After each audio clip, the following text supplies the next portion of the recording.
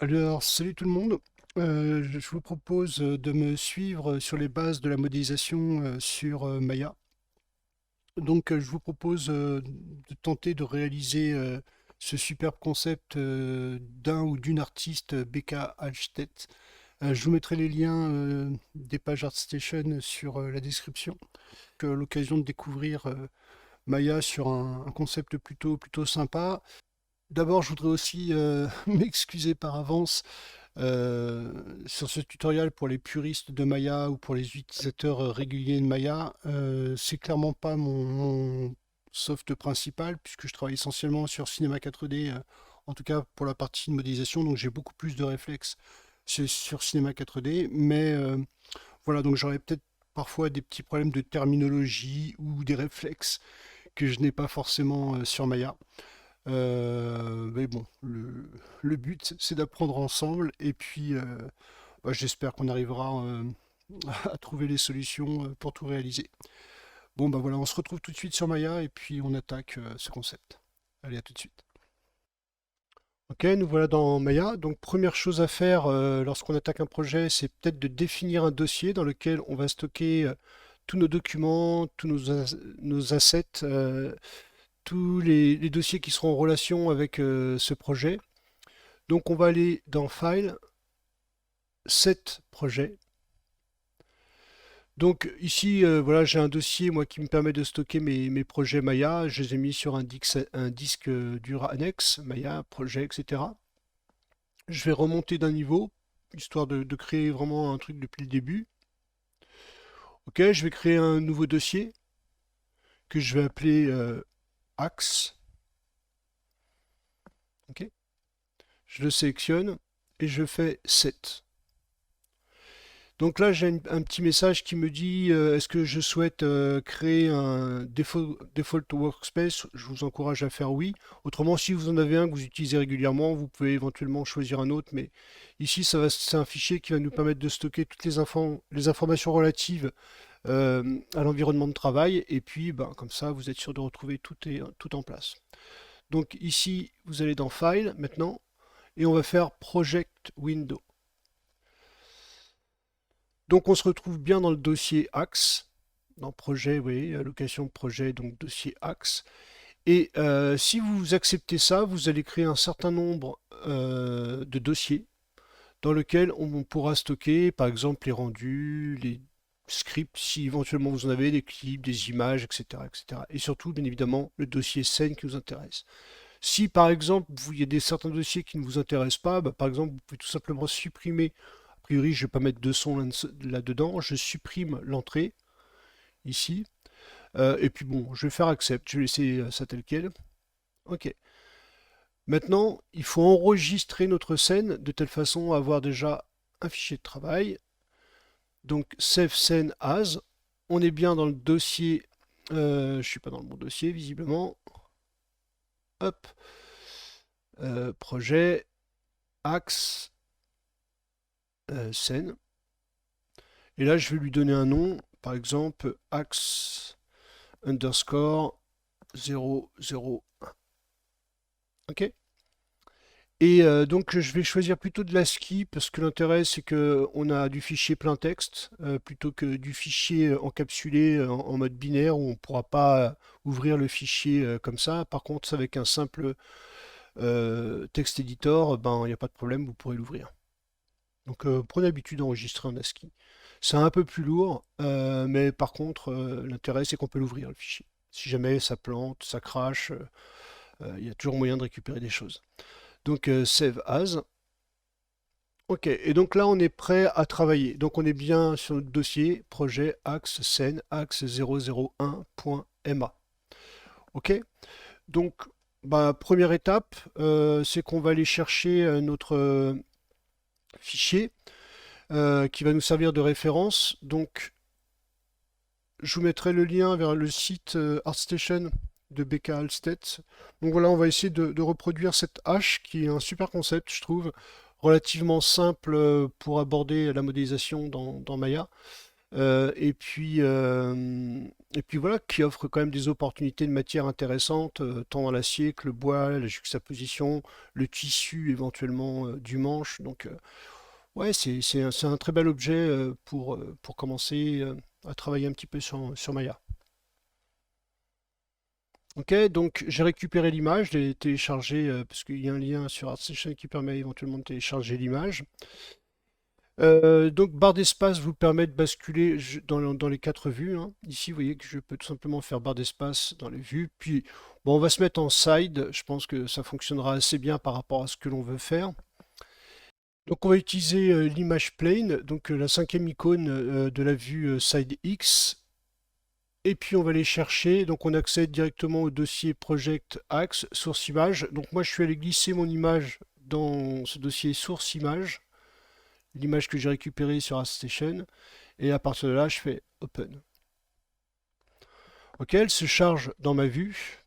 Ok, donc un objet basique. Vous la retrouverez également sous forme d'un plane dans l'outliner. Donc vous pouvez l'activer ici. Comme ça vous permet de retrouver vos objets à gauche. Ici, vous avez l'image plane. Donc on peut le renommer si on veut. Référence. Ok. Et l'idée, c'est de faire en sorte, bien évidemment, que quand on va sélectionner les objets, des points, des choses dans la vue, ben, qu'on ne puisse pas le sélectionner. Donc on va l'attacher tout de suite à un calque. Donc je sélectionne l'objet, donc c'est le cas actuellement ici. Et dans Channel Box Layer Editor, vous avez donc le Layer Editor en bas. Et si vous sélectionnez la dernière icône, vous créez un nouveau calque qui l'objet est assigné à ce nouveau calque créé. Ok, donc à partir de là, il est attaché. Donc l'intérêt, c'est que du coup, on peut jouer sur sa visibilité. Mais plus intéressant pour nous, ici, on peut le passer en référence. Et donc désormais, vous voyez que je ne peux plus le sélectionner. On ne peut plus le prendre. Donc ça m'intéresse plutôt pas mal parce que ça veut dire que quand je serai dans ma vue 3D, je pourrais travailler et sans pour autant, vous voyez ici, le récupérer, le sélectionner. Donc là, actuellement, il est pile au centre du monde. Je vous avoue, je ne suis pas très intéressé par ça, puisque l'idée, c'est de quand même de pouvoir travailler au centre du monde. Donc, je vais le sélectionner dans l'outliner. Ici, vous voyez que là, je peux le récupérer. Je vais passer en outil déplacement, donc W, pour faire apparaître mon gizmo. Et puis, je vais le reculer dans l'espace, un tout petit peu, par exemple, en dehors de la grille. Ok. Je vais passer en outil de mise à l'échelle, ici, donc le raccourci c'est R, et à partir de là de faire un clic centre dans la vue, de telle façon, vous voyez, à l'adapter en termes d'échelle. Bon, je ne vais pas le faire trop gros, hein, ici. Ok. Donc, encore une fois, quand je vais sortir de l'objet, c'est-à-dire que je vais cliquer en dehors, à partir de là, il n'est plus sélectionné dans l'outliner, donc là, vous voyez, je ne peux plus le sélectionner. Donc ça, c'est plutôt cool. Qu'est-ce qu'on peut faire comme modification? Peut-être repasser dans la vue latérale et puis essayer de la centrer un tout petit peu, par exemple, basé sur le cube que l'on voit ici. Donc je resélectionne l'objet référence, W pour repasser en outil de déplacement. Et puis à partir de là, voilà, je vais essayer de me trouver un pseudo-centre avec des lignes relativement claires. Voilà, on est à peu près au centre des éléments. Bon, on pourra toujours adapter derrière, hein, c'est vraiment pas un problème. Après, en termes de visibilité, je trouve qu'il est un peu fort. Il prend un petit peu beaucoup le regard. Si vous rajoutez des objets, par exemple ici je vais rajouter un cube, vous voyez que l'opacité du cube est quasi identique. Donc on va avoir du mal, même si on passe en filaire, vous voyez que les lignes vont être relativement fines par rapport à ça. Donc il faudrait qu'on puisse détacher un peu plus nos objets 3D du fond. Donc dans ce cas, je vais retourner sur ma référence. Je vais passer dans l'Attribute Editor, le troisième onglet ici. Et donc, je vais aller dans Référence Shape. Et là, on retrouve l'image qui nous a servi de référence. Okay, et là, vous avez une donnée qui s'appelle alpha gain. Par défaut, elle est à 1, donc une opacité complète. Donc dans ce cas-là, on peut baisser un tout petit peu. Et l'idée, c'est de trouver un compromis entre visibilité de la référence et nous, la possibilité tout simplement d'afficher, de voir les points et de travailler là-dessus. Ok, donc moi, écoutez, là, j'ai pas fait attention à combien je suis, mais voilà, je suis à 0. Allez, je vais mettre 0,3 si vous voulez. Ok, donc pour moi, le travail sur la référence, pour le moment, est bon. De toute façon, c'est la seule référence que j'ai, donc il va falloir que je me débrouille avec ça.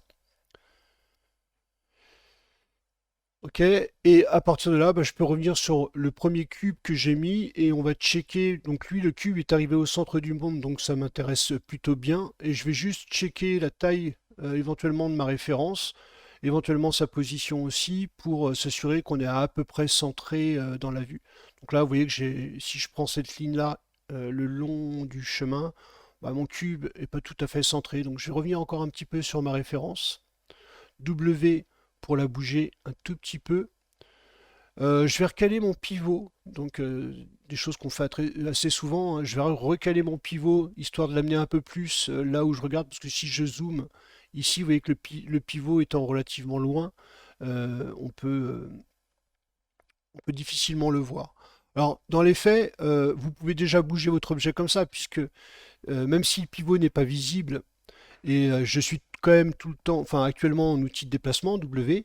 Donc ça veut dire que techniquement, je peux prendre l'objet, vous voyez, avec le clic centre de la souris et venir tout simplement positionner l'objet tel que je le vois. Maintenant, si vous voulez quand même déplacer l'axe pour l'avoir sous les yeux pendant que vous bougez votre image, vous appuyez sur D.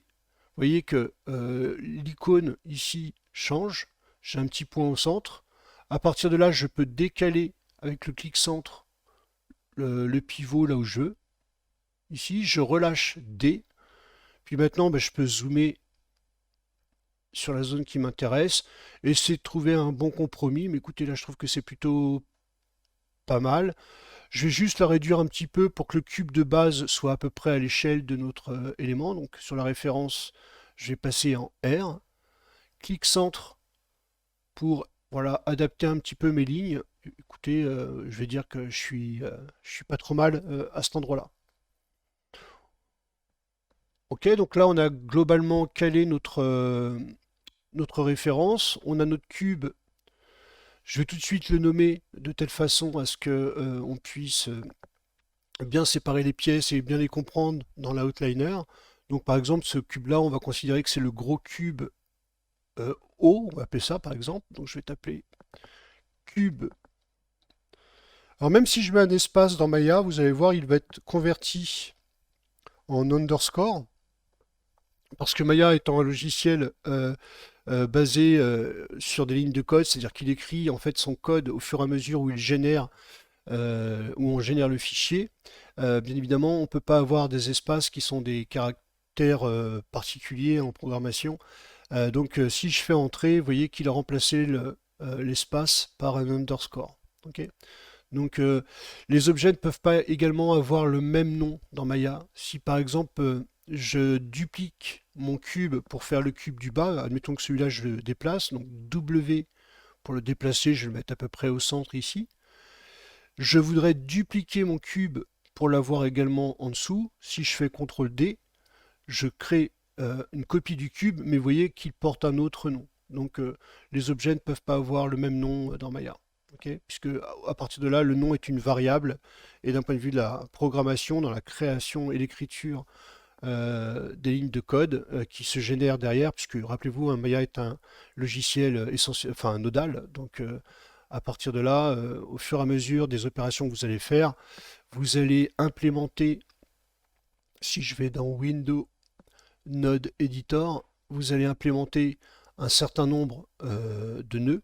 Ici, par exemple, je vais cliquer sur qu'est-ce qui rentre et qu'est-ce qui sort. Voilà, vous avez ici, hop, je vais prendre juste cette fonction-là, le cube O1 shape, donc voilà, qui qui reçoit une texture associée, bon, on verra un petit peu tout ça plus tard, mais à un matériau qui s'appelle Lambert. Donc je peux prendre celui-là et vous voyez qu'à partir de là, on voit un certain nombre de nœuds. Donc bah, techniquement, enfin, tout ce que vous allez faire dans Maya va être stocké sous forme de code. D'ailleurs, vous pouvez le retrouver en bas. Si vous allez sur la dernière icône tout en bas à droite, vous allez voir que en fait, au fur et à mesure où vous faites les choses dans Maya, le script editor se remplit d'un certain nombre d'informations avec le déplacement, voilà les derniers déplacements qu'on a fait.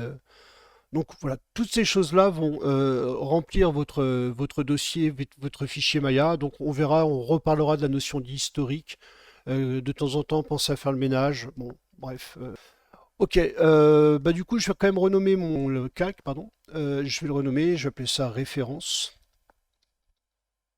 Ok, et save. Vous pouvez lui mettre une couleur si besoin.